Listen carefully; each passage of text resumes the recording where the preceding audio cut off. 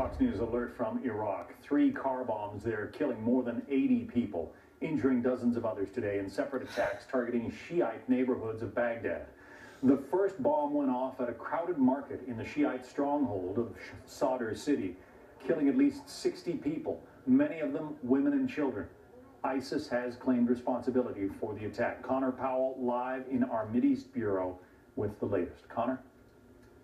Yeah, John, a very dark and deadly day in Baghdad today. The violence continuing. The first bombing happened early in the morning, about 10 a.m. or so, when a large truck packed full of vegetables and explosives went off in this crowded market in Sadr city. This is a predominantly Shiite area, and ISIS quickly claimed responsibility. ISIS, of course, a Sunni Muslim extremist group that has long been targeting Iraq's Shiite majority. These bombings in Baghdad aren't new, although in the last several weeks and months, the security situation in Baghdad was beginning to improve until today. And then a few hours later, really just a few minutes ago, we began hearing reports of 2 more bombings in Baghdad, one in another Shiite predominantly area, another in an area that's mixed, that has some Sunni population there as well. No one has yet claimed responsibilities for these last 2, and we don't know if they were carried out by the same individuals, but the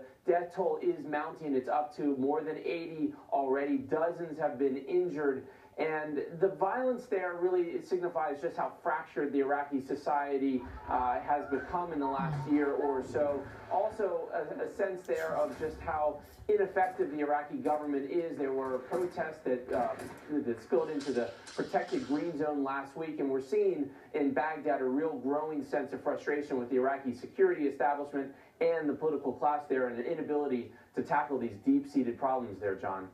Bloodshed goes on. Connor Powell. Connor, thanks.